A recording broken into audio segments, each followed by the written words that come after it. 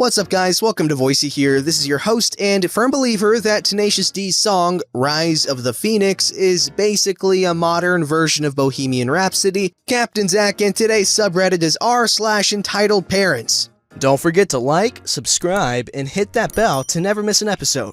This story is called How I Was Almost Trapped in an Arranged Marriage. Sorry this is so long, I promise none of it is boring, ha ha ha!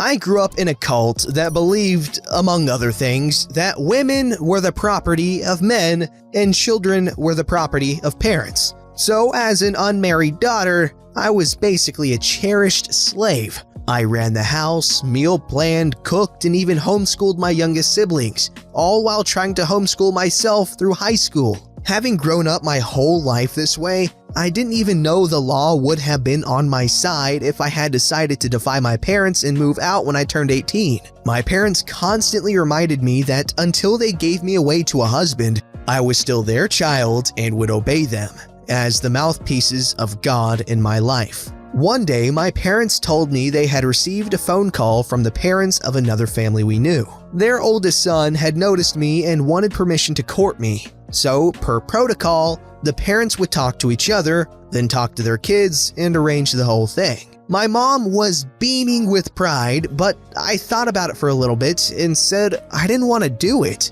My mom's smile disappeared and she cried. "What? Why?" I gave my reasons, very good ones I thought, but Mom wasn't satisfied and told me I was not allowing God to work in my life and that I should just obey them and trust that God's will would be done. Being the good girl I was, I relented and said yes. Then followed a week or two of awkward family gatherings between our two houses because this version of courtship never allowed for the couple to be alone together. I tried to ease the tension by telling funny stories and encouraging other family members to talk, but only received stern rebukes from his mother, who very clearly did not approve of me. Once, she said, "We don't believe in practical jokes, so we are not impressed by that story." I mumbled that I wasn't trying to impress them and they could talk about anything they wanted, but no one did.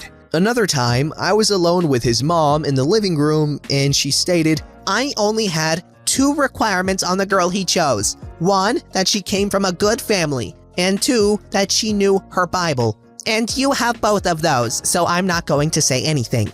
I was confused at feeling so rejected when I didn't even want this in the first place. I mean, really, who was courting who? Then I got a job offer as the church receptionist, and my parents told me his parents had called them again and said they did not approve of women working outside the home and didn't want me to take the job. We believed the same way, except it was after the woman was a mother. Before she had kids, it was up to her father or her husband whether or not she could work someplace else. This being a strange situation where my father allowed it, but the guy I was courting didn't. My parents told me to call him and get his permission too. I thought that phone call went well. He basically said he was not my husband yet and I should follow my own family's rules. He didn't mind and was okay with it, so I happily accepted the job. The next day, my parents told me his parents had called and canceled the whole relationship. It felt weird to get dumped without ever hearing from the guy dumping me, but it solved my problem, and I moved on a little confused and definitely not in the mood for anyone else to court me. 2 years later, at 19, I still wasn't married. Shocker, and his family thought that meant God was saving me for him. The whole scenario repeated itself, but this time, my dad insisted that the guy court him first so he could decide if he was good enough for me before my heart got broken again. My dad told them until he made a decision one way or the other, he did not want any of them to contact me and tell me what was going on. The guy decided no contact couldn't possibly mean letters, so he wrote me a 5-page apology for dumping me 2 years before and confessing that he had been falling in love with me and wanted to know if it was worth his time to even get to know my dad. My parents saw his name on the envelope and confiscated the letter before finally deciding it was too late, and they explained the whole thing. I was honestly insulted that a guy I had barely seen in 2 years would say he loved me, but doubt if it was worth his time to follow my family's requirements to court me. Especially after the last time he tried it, his family made me feel like trash. We agreed to meet at a local restaurant and agree on the terms of the relationship and decide if we even wanted to try it again. I sat at one side of the table with my parents on either side of me. He sat on the other side with his parents on either side of him. It felt like we had lawyers. His dad immediately started yelling at my dad for denying his son and saying it was so obvious that I wanted this and he was holding me back. My dad is a quiet man and he sat there like an angry stone while this man yelled at his face in the middle of a restaurant. It got so heated and embarrassing, the guy who liked me excused himself to the bathroom to throw up. While he was gone, his dad also said if we didn't accept his son, there might never be another guy to come along and marry me. This made me laugh because I wasn't that desperate to just accept the first guy to ask just because I was scared no one else would. I didn't care if I ever got married or not, even though I didn't dare tell anyone else that. The evening ended with an agreement that we would pick up where we left off. We thought that meant more courtship. They thought they already did courtship, so now it was an agreement to get engaged. The mistake quickly revealed itself a few days later when another guy friend I had, new guy, emailed my dad himself and asked permission to court me. My dad told me I should tell the guy I was courting and ask him if I could stay friends with the guy who liked me, but who I had rejected. The guy came up with what I thought was a pretty good plan. My dad would tell him I was already courting someone else, then I could introduce him to some of my other friends, and then maybe he would leave on his own. I thought that was brilliant, and my dad spent the rest of the evening writing a tactful reply to the new guy. The guy I was courting was now aware that I had friends who were not female. Their family believed guys and girls could never be just friends, so I was essentially cheating on him with 20 other guys. He called me the next morning, 6 days after I had agreed to this courtship, and asked for my permission to ask my dad's permission to ask me to marry him.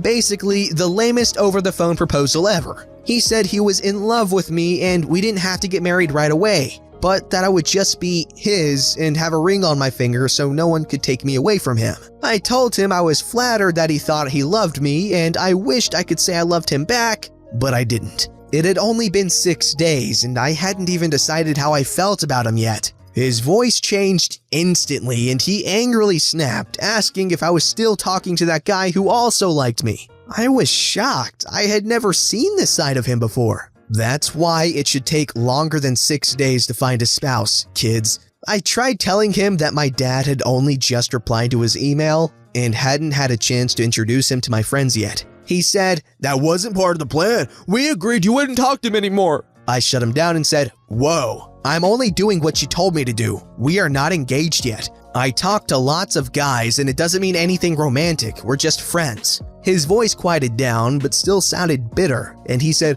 "Well, if you can't agree to not talk to any other boys and only talk to me, maybe we shouldn't call this courting right now." "Maybe we shouldn't," I replied. We agreed that I would take a week to think about it and call him when I had made my decision. Marry him and forsake all the male friends I had known since I was 5, or cut off the relationship for the second time. I told my parents what happened, and they tried to convince me to just do what he wanted, but I finally yelled at them for the first time in my life that I was not going to marry anyone I did not love. My dad was angry, but my mom sent me to my room and said we could talk about it later. I had a week, after all. I was very sad. The only reason I was considering it was because my parents insisted it was God's will, and I really wanted to do what God said. But at the same time, this family seemed even more strict than my own, and I would miss all my old friends. There was so much to think about. About an hour later, I got 2 calls from this guy's mother, which I let go to voicemail. I didn't want to talk to her right then. Next thing I know, my little brother came up holding the house phone saying it was the guy's mom and she demanded to talk to me. She scolded me for a long time, saying I had cheated on her son and that he called off work this morning because he was worried sick over me calling and asking me to marry him. She all but called me a harlot because of all the guys I was talking to, while I tried to tell her I was not in a relationship with any of them. "You cheated on him. You are in a relationship with every person you meet." But not every relationship is a romantic one. "Between guys and girls, yes. For example, my husband is my best friend and I would never talk to another man. And neither would your mom." Oh, yes, she would. She talks to other men all the time. And she's friends with lots of people. "Well, I'm shocked. I honestly thought better of her than that." She demanded to know why I needed 7 days to pray about whether or not to marry her son. God doesn't take that long to answer prayer. It sounds like you already know how you feel and you're just too scared to say it. It should take a day or two at most. Look, your son agreed to let me have a week. If he can't do that, then the answer is no. Well, let's not be too hasty. I thought, who's being hasty? I wanted a week. She then told me she would go talk to her son and her husband and see what they wanted to do. I hung up the phone and threw it across the room. I had never been accused of anything like that before, and I curled up in a ball and cried. My mom heard me and came to see what was wrong. When I told her everything that horrible woman said to me, and I stated that I never wanted to see anyone from that family again. She called my dad up, and he was angry for me being accused of being a harlot with all these boys, but told me I was not allowed to make my decision until a week was up, because that was what I had agreed to. I just silently told myself they could all think what they wanted, but I knew my answer was no, and it would still be no a week from now. He called the family back and told them none of them were to contact me in any way, shape, or form for the whole week, and when I had made my decision, he would call them and let them know what it was. They were angry, but never contacted me again. Almost 2 years later, I married the new guy who had emailed my dad. Remember him? He was not a member of our cult and taught me how to think for myself. Our courtship looked a lot more like dating than anything else and made a lot of people upset. But we didn't care. We just celebrated our 10th anniversary and we have 3 sons. I feel like I was rescued. Super fast edit! Guys, please do not hunt down and harass the guy in this story. This was many years ago, and just because I'm finally able to open up about it does not mean I'm ready for the backlash that would come if he, his family, or his friends, many of whom are my friends, felt attacked. Also, his family did not claim to be part of the same cult we were in. They just believed most of the same stuff we did. I know that's going to be something they will complain about if they got a hold of me. Please just take it as a crazy story and leave it where it is. I appreciate the support, but going after this guy could only hurt me more. Thank you for understanding. Ooh. Wow. I don't know what to say. That's absolutely bonkers. Obviously, I'm glad that she's out of that situation and she's happy now. And that dude that rescued her, good for him.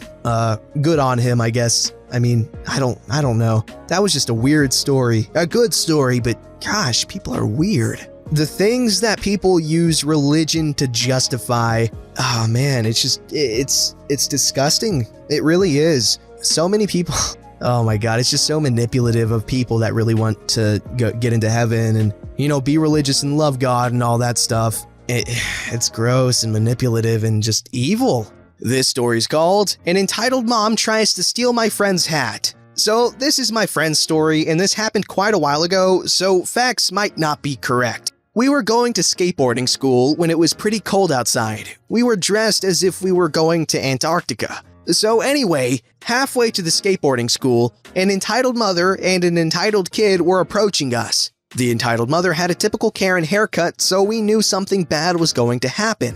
And our calculations were correct. When we passed them, entitled mother shouted for us to stop. We stopped and hoped for the best. I like your hat. Where did you get it? I got it from a tattoo art gallery. They were selling some stuff for 2 days. So it's not open now? Friend didn't know what to say. It's going to open in spring for 2 days as well, but yeah, right now it's closed. Can I get you a hat for my kid? What? My kid wants this hat. You can order it from Amazon. But I don't want to wait for it to arrive. Then you can't get it. Can't you just give it to me? He really needs this. For free? Yes, I don't want to pay for it. It's almost Christmas too, so it'd be like a gift for him. So you want a hat that he bought for 45 euros and just give it to your kid? Just stop wasting my time and give me the hat. No way, I'm not giving. Entitled mother snatches the hat and runs away. Friend starts running. Entitled mother tries to give entitled kid the hat, but it falls down. Friend takes the hat and skateboard and rides away with me following. We were 5 minutes late, and the hat got a little dirty. We told the coach why we were late, and he told us that entitled mother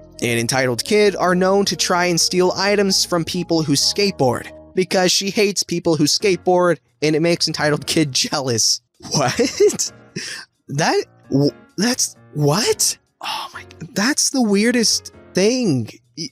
Like, you know, criminals always give some sort of justification for their actions. Like, you know, Thanos, he was like, oh yeah, resources. Yeah, bullcrap. He just wanted to kill people. But, you know, the villains always have some reason. And it's like, oh, my kid gets jealous of skateboarders, so I'm gonna steal their stuff. Why don't you just let him practice skateboarding? What? Don't forget to like, subscribe, and hit that bell to never miss an episode.